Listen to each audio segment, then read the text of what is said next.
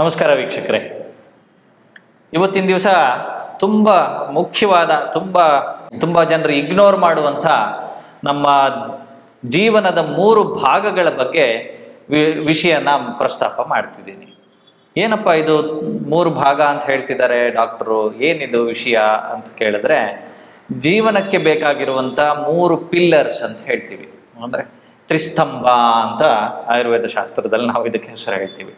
3 ಸ್ತಂಭಗಳು, ಇದರ ಮೇಲೆ ನಮ್ಮ ಜೀವನ ನಿಂತಿರುತ್ತೆ. ಯಾವ್ದು ಇದು ಅಂತ ಹೇಳಿದ್ರೆ, ಮೊದಲನೇ ಸ್ತಂಭ ಆಹಾರ ಅಂತ ಹೇಳ್ತೀವಿ.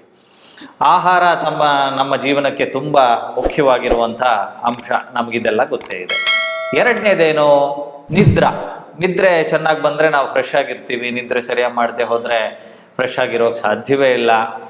ನಾರ್ಮಲ್ ಲೈಫ್ ಅಥವಾ ನಾರ್ಮಲ್ ಆಗಿ ನಡವಳಿಕೆ ಇಟ್ಕೊಳ್ಳೋಕೆ ಸಾಧ್ಯನೇ ಇಲ್ಲ ನಿದ್ದೆ ಕೆಟ್ಟಾಗ ಅಂತ ನಮಗೆಲ್ಲನೂ ಗೊತ್ತೇ ಇದೆ. ಇನ್ನು 3ನೇದು ಸುಖ ದುಃಖಗಳು. ಅಂದರೆ ಸುಖ, ನಮಗೆ ಸುಖನೇ ಇಲ್ಲದೆ ಹೋದರೆ ಜೀವನ ಮಾಡೋಕೆ ಇಷ್ಟಪಡ್ತೀವ? ಬರೀ ದುಃಖವೇ, ಬರೀ ಕಷ್ಟವೇ ಇತ್ತು ಅಂತ ಹೇಳಿದ್ರೆ ನಾವು ಜೀವನ ಮಾಡೋಕ್ಕೂ ಕೂಡ ಇಷ್ಟಪಡಲ್ಲ ನೋಡಿ. ಸೊ ಇವು 3 ತ್ರಿಸ್ತಂಭಗಳು ಅಥವಾ 3 ಪಿಲ್ಲರ್ಸ್ ಆಫ್ ಲೈಫ್ ಅಂತ ಹೇಳ್ತೀವಿ.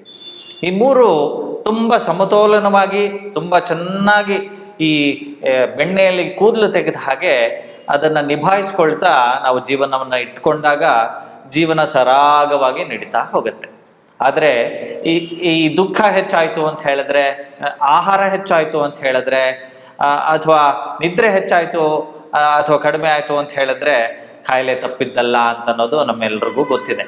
ಸೊ ಹಾಗಾಗಿ ಈ ಆಹಾರ, ನಿದ್ರೆ ಮತ್ತು ಸುಖ, ಈ 3 ಪಿಲ್ಲರ್ಸ್ ಆಫ್ ಲೈಫ್ ಅಂತ ಹೇಳ್ತೀವಿ. ಈ ಆಹಾರವನ್ನು ನಾವು ಹೇಗೆ ಕಾಪಾಡ್ಕೋಬೇಕು, ಹೇಗೆ ಮಿತವಾಗಿ ಅಥವಾ ಸಮಯೋಚಿತವಾಗಿ ಬಳಸ್ಕೋಬೇಕು, ಅದರಿಂದಾಗಿ ಆರೋಗ್ಯವನ್ನು ಹೇಗೆ ನಾವು ಕಾಪಾಡ್ಕೋಬೇಕು ಅಂತನ್ನೋದು ತುಂಬಾ ಮುಖ್ಯವಾದ ಸಂಗತಿ. ನಾವು ನಿತ್ಯ ಗಮನದಲ್ಲಿ ಇಟ್ಕೋಬೇಕಾಗಿರುತ್ತೆ. ನಾವು ಒಂದು ದಿವಸ ಉಪವಾಸ ಮಾಡ್ತೀವಿ ಅಂತ ಇಟ್ಕೊಳ್ಳಿ.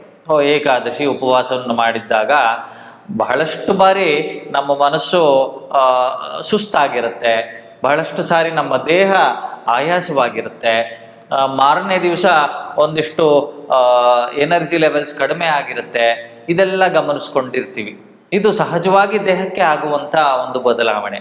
ಎಷ್ಟೋ ಬಾರಿ ಇದು ಅಭ್ಯಾಸ ಮಾಡ್ತಾ ಅದಾದಮೇಲೆ ಇದರ ಪರಿಣಾಮ ಉಪವಾಸದ ಪರಿಣಾಮ ಕಡಿಮೆ ಆಗ್ತಾ ಹೋಗ್ಬೋದು. ಅದೇ 2-3 ದಿವಸ ನಾವೇನಾದರೂ ಉಪವಾಸ ಮಾಡ್ತು ಅಂತ ಹೇಳಿದ್ರೆ ದೇಹ ಕೃಶವಾಗುತ್ತೆ, ಬಲಹೀನವಾಗುತ್ತೆ, ದೇಹದ ಬೇರೆ ಬೇರೆ ತೊಂದರೆಗಳು, ವಾತ ಜಾಸ್ತಿ ಆಗುತ್ತೆ ಅಂತ ಹೇಳ್ತೀವಿ, ಮೈಕೈ ನೋವು ಬರೋದುಂಟು, ಇತ್ಯಾದಿ ಸಮಸ್ಯೆಗಳಾಗ್ತಾ ಹೋಗುತ್ತೆ. ಹಾಗಾಗಿ ಆಹಾರವನ್ನು ನಾವು ಸಮಯೋಚಿತವಾಗಿ ಬಳಸೋದು ತುಂಬ ಮುಖ್ಯ ಆಗುತ್ತೆ. ಇನ್ನು ಅತಿಯಾದ ಆಹಾರ ನಾವು ತಿಂತು ಅಂತ ಹೇಳಿದ್ರೆ, ಅತಿಯಾಗಿ ನಾವು ಯಾವುದೋ ಫಂಕ್ಷನ್ಗೆ ಹೋಗಿದ್ವಿ, ಸ್ನೇಹಿತರೆಲ್ಲ ಸಿಕ್ಕಿದ್ರು, ಎಲ್ಲರೂ ಹೊಟ್ಟೆ ತುಂಬ ಊಟ ಮಾಡಿದ್ವಿ, ಹೊಟ್ಟೆ ಬಿರಿಯೋ ಹಾಗೆ ಊಟ ಮಾಡಿದ್ವಿ, ಪಶುವತ್ ಬುಂಜೀತ ಅಂತ ಹೇಳ್ತೀವಿ. ಅಂದರೆ ಪಶುಗಳು ತಿನ್ನೋ ಹಾಗೆ ತಿನ್ಬಿಟ್ವಿ ಅಂತ ಹೇಳಿ. ಸೊ ಹೀಗೆ ಮಾಡಿದಾಗಲೂ ಕೂಡ ನಮಗೆ ಅಜೀರ್ಣದ ಸಮಸ್ಯೆ ಆಗಬಹುದು, ನಿದ್ರೆ ಬರದೇ ಇರಬಹುದು, ಅಥವಾ ವಾಂತಿ ಆಗಬಹುದು, ಅಥವಾ ಅಜೀರ್ಣದಿಂದ ಭೇದಿ ಆಗಬಹುದು. ಹೀಗೆ ಹಲವಾರು ಸಮಸ್ಯೆಗಳು ಆರೋಗ್ಯದಿಂದ ಆಗಬಹುದು. ಹಾಗಾಗಿ ಆಹಾರವನ್ನು ಮಿತವಾಗಿ, ಸಾವಕಾಶ ಊಟ ಮಾಡಿ ಅಂತ ಹೇಳೋದುಂಟು. ನಮ್ಮ ಕನ್ನಡ ಭಾಷೆಯಲ್ಲಿ ರೂಢಿಯಲ್ಲಿ ಸಾವಕಾಶ ಅಂತ ಹೇಳಿದ್ರೆ ಅವಕಾಶ ಅಂತ ಹೇಳಿ. ಅಂದರೆ ಹೊಟ್ಟೆಯಲ್ಲಿ ಇನ್ನೂ ಒಂದಿಷ್ಟು ಜಾಗ ಇರಬೇಕು, ಹಾಗೆ ಅಷ್ಟು ಮಾತ್ರ ಊಟ ಮಾಡಿ ಹೊಟ್ಟೆಯಲ್ಲಿ ಒಂದಿಷ್ಟು ಲಘುವಾಗಿ ಇರೋ ಹಾಗೆ ಊಟವನ್ನು ನಾವು ಪ್ಲ್ಯಾನ್ ಮಾಡ್ಕೋಬೇಕು.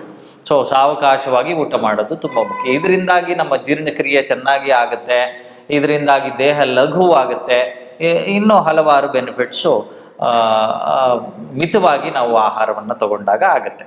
ಇನ್ನು ಅತಿಯಾಗಿ ಆಹಾರವನ್ನು ತಗೊಂಡಾಗ ಈಗಾಗಲೇ ಹೇಳಿದಾಗೆ ಆರೋಗ್ಯದ ಸಮಸ್ಯೆಗಳು ತಪ್ಪಿದ್ದಲ್ಲ. ಸೊ ಹೀಗೆ ಆಹಾರವನ್ನು ಸಮಯಕ್ಕೆ ತಗೋಬೇಕು, ನಮಗೆ ರೂಢಿಯಲ್ಲಿರುವಂಥ ಆಹಾರವನ್ನು ತಗೋಬೇಕು. ಜೊತೆಗೆ ಆಹಾರದ ನಿರ್ದಿಷ್ಟ ಸಮಯನ ಇಟ್ಕೊಂಡು ಹಸಿವಾದಾಗ, ಸಮಯ ಆದಾಗ ನಾವು ಆಹಾರವನ್ನು ಸೇವನೆ ಮಾಡಬೇಕು. ಇನ್ನು 2ನೇ ವಿಚಾರಕ್ಕೆ ಬಂದಾಗ ನಿದ್ರೆ ಸರಿಯಾಗಿ ಇಟ್ಕೊಂಡಾಗ ನಮ್ಮ ದೇಹಕ್ಕೆ ಸುಖ ಉಂಟು ಮಾಡುತ್ತೆ, ನಮ್ಮ ದೇಹ ಧಾತುಗಳಿಗೆ ಸುಖ ಉಂಟು ಮಾಡುತ್ತೆ. ಆದರೆ ನಿದ್ದೆಯನ್ನು ಅತಿ ಹೆಚ್ಚು ಮಾಡಿದಾಗ ದೇಹಕ್ಕೆ ತೊಂದರೆ ಮಾಡೋದು ಕೂಡ ಉಂಟು. ಸೊ ಹೀಗೆ ನಿದ್ರೆಯನ್ನ ನಾವು ನೈಟ್ ಡ್ಯೂಟಿ ಮಾಡ್ತೀವಿ ಡಾಕ್ಟ್ರೆ, ಏನ್ ಮಾಡಬೇಕು ನಾವು, ನಿದ್ರೆ ರಾತ್ರಿ ಮಾಡೋದಕ್ಕಾಗೋದಿಲ್ಲ ಅಂತ ಹೇಳಿದಾಗ ಹಗಲಿನಲ್ಲಿ ಅದನ್ನ ಕಾಂಪನ್ಸೇಟ್ ಮಾಡ್ಕೊಳ್ಳೋದು ತುಂಬಾನೇ ಮುಖ್ಯ. ಹಗಲಿನಲ್ಲಿ ಅತಿಯಾಗಿ ಹೆಚ್ಚು ನಿದ್ದೆ ಮಾಡಿದಾಗಲೂ ಕೂಡ ಆರೋಗ್ಯದ ಸಮಸ್ಯೆ ಬರೋದುಂಟು. ಸೊ ಹಾಗಾಗಿ ಈ ನೈಟ್ ಡ್ಯೂಟಿ ಅಷ್ಟು ಆರೋಗ್ಯಕ್ಕೆ ಒಳ್ಳೆಯದಲ್ಲ ಅಂತ ಅನ್ನೋದು ಕೂಡ ನಾವು ಮನಸ್ಸಿನಲ್ಲಿ ಇಟ್ಕೋಬೇಕು. ಜೊತೆಗೆ ತೀರಾ ಜಾಸ್ತಿ ನಿದ್ದೆ ಮಾಡಿದಾಗ ದೇಹದಲ್ಲಿ ಕಫದೋಷ ಉಂಟಾಗೋದುಂಟು, ಕಫದ ವ್ಯಾಧಿಗಳು ಉಂಟಾಗೋದುಂಟು, ಜಾಯಿಂಟ್ ಡಿಸಾರ್ಡರ್ಸ್ ಬರಬಹುದು, ಕೆಲವೊಮ್ಮೆ ರಿಮೋಟಾಯ್ಡ್ ಆರ್ಥರೈಟಿಸ್ ಅಂತ ಹೇಳ್ತೀವಿ, ಇದಾಗೋದುಂಟು, ಲಿಪಿಡ್ ಪ್ರೊಫೈಲ್ನಲ್ಲಿ ಹೆಚ್ಚು ಕಡಿಮೆ ಆಗೋದುಂಟು. ಇವೆಲ್ಲ ದೇಹ ದಾರ್ಢ್ಯ ಬರ್ತಾ ಹೋಗುತ್ತೆ, ದೃಢಕಾಯ ಕೂಡ ಆಗುತ್ತೆ, ದೇಹ ಸ್ಥೂಲಕಾಯ ಆಗೋದು ಕೂಡ ಉಂಟು. ಹೀಗೆ ಹಲವಾರು ತೊಂದರೆಗಳು ನಿದ್ದೆಯನ್ನ ಅತಿಯಾಗಿ ಮಾಡಿದಾಗಲೂ ಕೂಡ ಆಗೋದುಂಟು.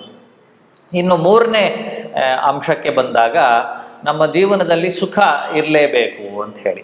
ಅಫ್ಕೋರ್ಸ್ ನಾವು ಸೈದ್ಧಾಂತಿಕವಾಗಿ ಮಾತಾಡೋದಾದ್ರೆ ಸುಖ ದುಃಖಗಳ ಮಿಶ್ರಣ ಇರಬೇಕು ಜೀವನದಲ್ಲಿ. ಸುಖವನ್ನೇ ನಾವು ಅನುಭವಿಸ್ತಾ ಇತ್ತು ಅಂತ ಹೇಳಿದ್ರೆ ಜೀವನದಲ್ಲಿ ರಸವೇ ಇರೋದಿಲ್ಲ ಅನ್ನೋ ಹಾಗಾಗ್ಬಹುದು.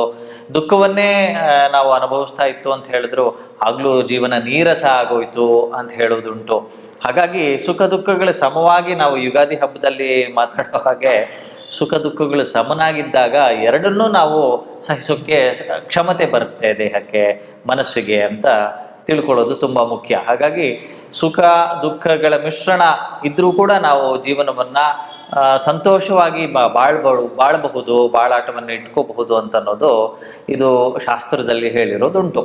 ಸೊ ಹೀಗೆ ಮೂರು ಸ್ತಂಭಗಳು, ಆಹಾರ, ನಿದ್ರೆ ಹಾಗೂ ಸುಖ, ಈ ಮೂರು ಕೂಡ ದೇಹವನ್ನ ಮನಸ್ಸನ್ನ ಕಾಪಾಡೋದ್ರಲ್ಲಿ, ಅದು ದೇಹ ತನ್ನ ಮಿತಿಯಲ್ಲಿ ಚೆನ್ನಾಗಿ ಕೆಲಸ ಮಾಡೋಕ್ಕೆ, ಮನಸ್ಸು ತನ್ನ ಮಿತಿಯಲ್ಲಿ ಚೆನ್ನಾಗಿ ಕೆಲಸ ಮಾಡೋಕ್ಕೆ, ಇಂದ್ರಿಯಗಳು ಪಟುವಾಗಿ ಕೆಲಸ ಮಾಡೋದಕ್ಕೆ, ಹೀಗೆ ಹಲವಾರು ಆರೋಗ್ಯದ ಬೆನಿಫಿಟ್ಸು ಈ ಮೂರು ಅಂಶಗಳಲ್ಲಿ ಜೀವನದಲ್ಲಿ ಸೇರ್ಕೊಂಡಿರೋದ್ರಿಂದ ಋಷಿ ಮುನಿಗಳು ಇದಕ್ಕೆ ತ್ರಿಸ್ತಂಭ ಅಂತ ಹೆಸರು ಕೊಡ್ತಾರೆ.